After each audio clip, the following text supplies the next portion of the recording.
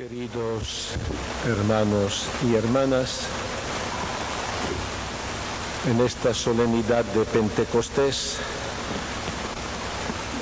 en esta venida del Espíritu Santo, celebramos la fiesta de la Iglesia, es el aniversario natal de la Iglesia.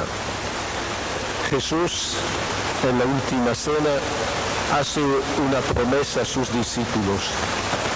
Cuando venga el Consolador que les enviaré desde el Padre, el Espíritu de la verdad, Él dará testimonio de mí.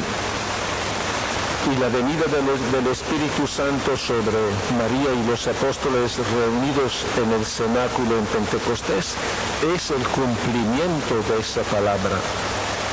El resucitado a través de su Espíritu y desde ese día estará presente en la historia de la humanidad y de manera particular en la vida de la Iglesia que acaba de nacer.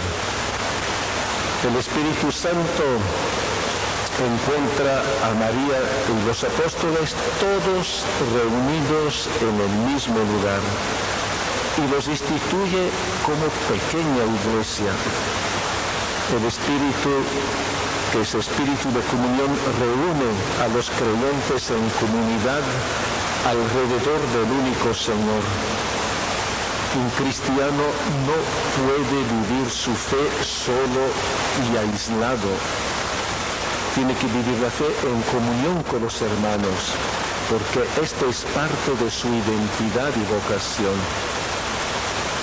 Y como hemos escuchado, la Iglesia no nace por iniciativa del hombre, es una comunidad que nace y es guiada por el Espíritu Santo, el Espíritu de la vida, la verdad, el amor y la valentía, significados en las imágenes del viento que sacude el lugar donde están reunidos los apóstoles y las llamas de fuego que se va esparciendo sobre ellos.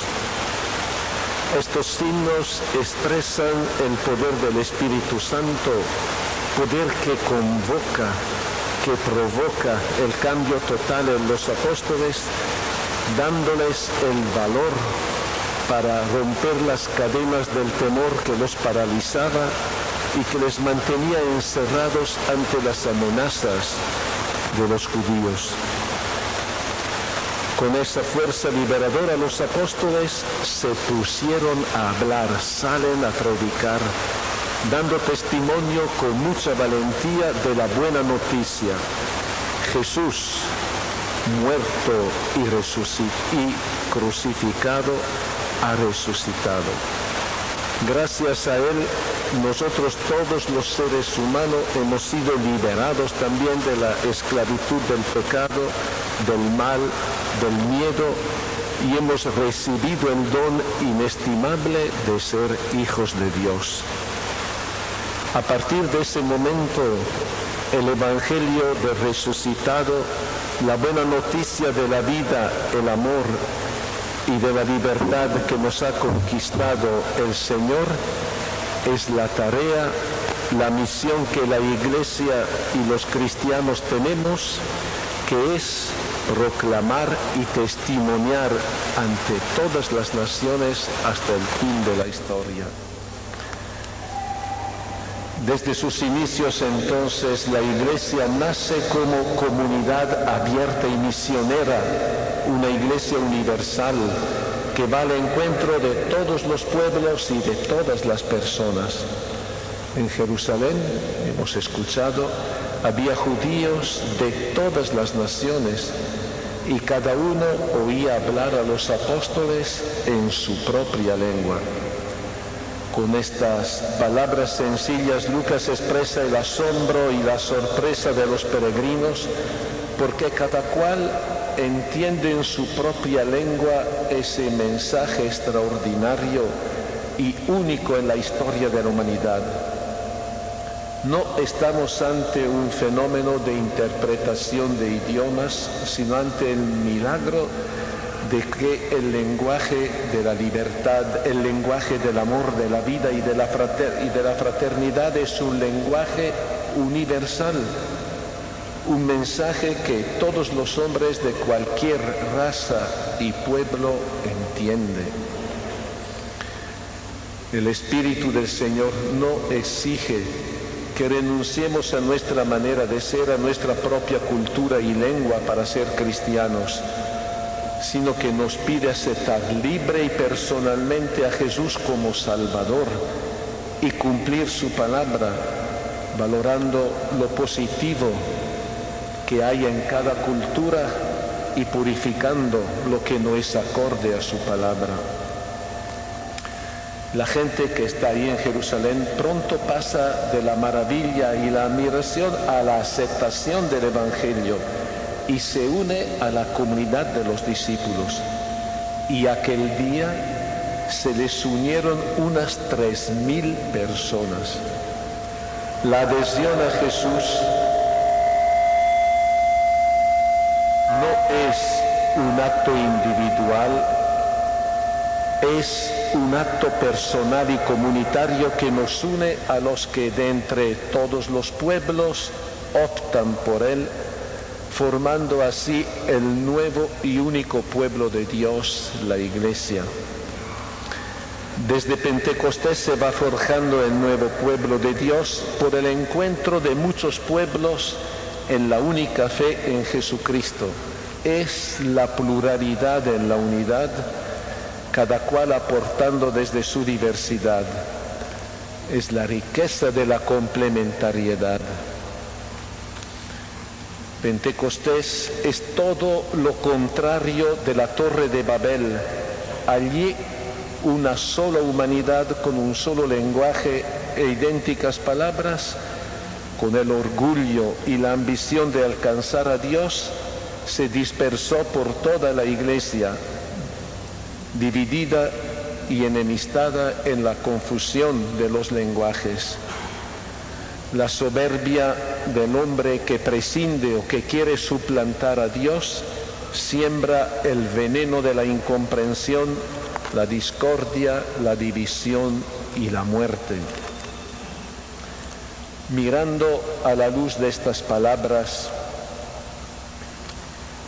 a las confrontaciones regionales y sectoriales, las divisiones e incomprensiones, los paros y bloqueos que se dan frecuentemente en nuestro país, vemos que esta situación tiene un triste parecido con la Torre de Babel. La cultura de la confrontación que parece haberse instalado entre nosotros no es el camino para superar los problemas. Por el contrario, los agudiza y prolonga, como nos demuestra la experiencia triste de tantos años.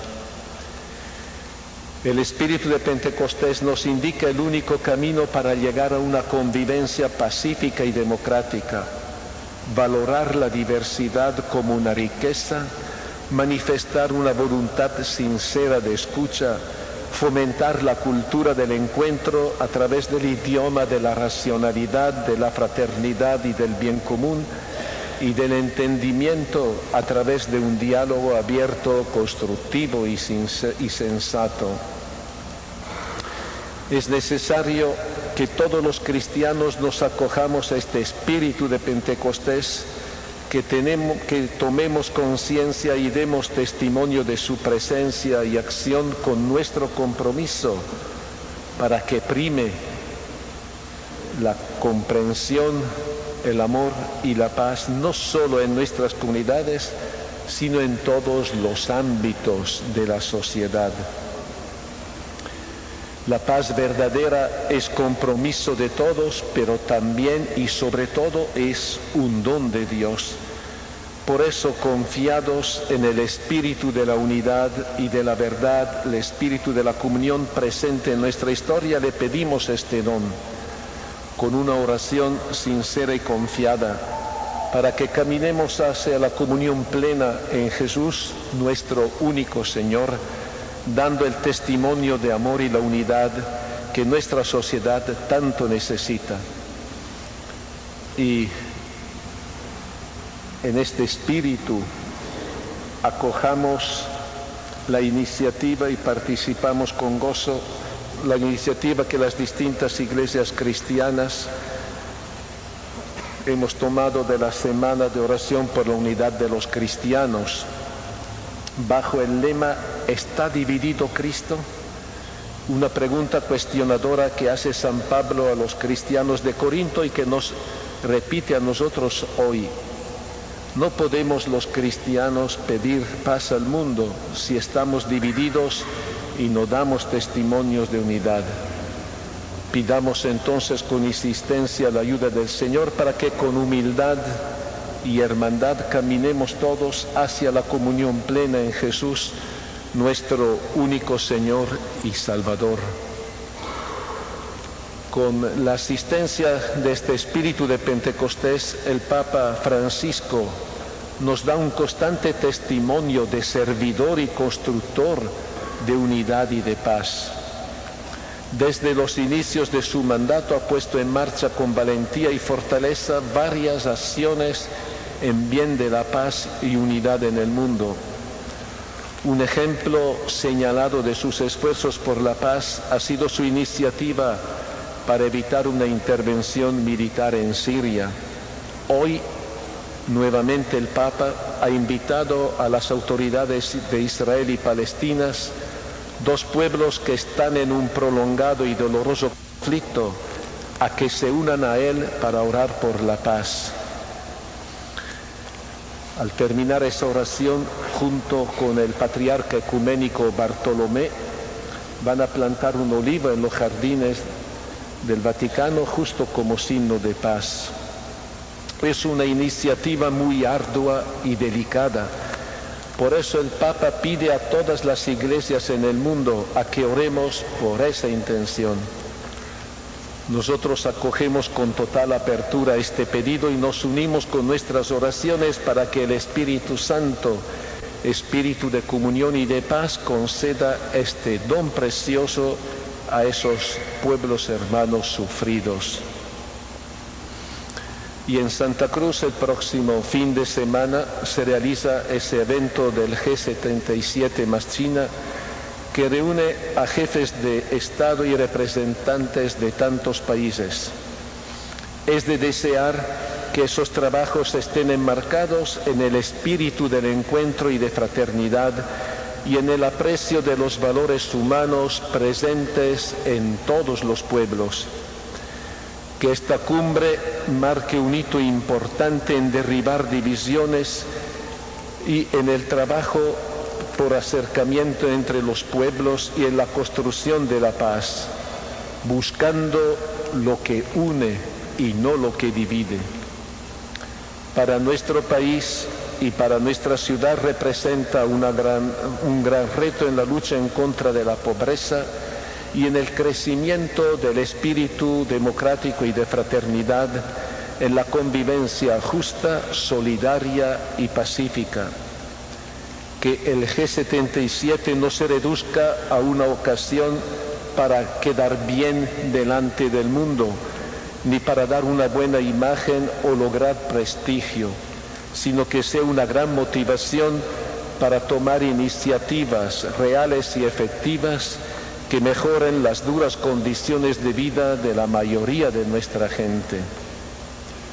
Y antes de terminar, les invito cordialmente también a orar por nuestro querido Cardenal Julio, que celebra hoy el 36º aniversario de su ordenación episcopal. Pedimos al Dios de la vida que le asista siempre con su espíritu de sabiduría y de fortaleza, para que con su testimonio valiente siga siendo una referencia clara y firme para toda nuestra Iglesia y nuestra sociedad boliviana. Amén.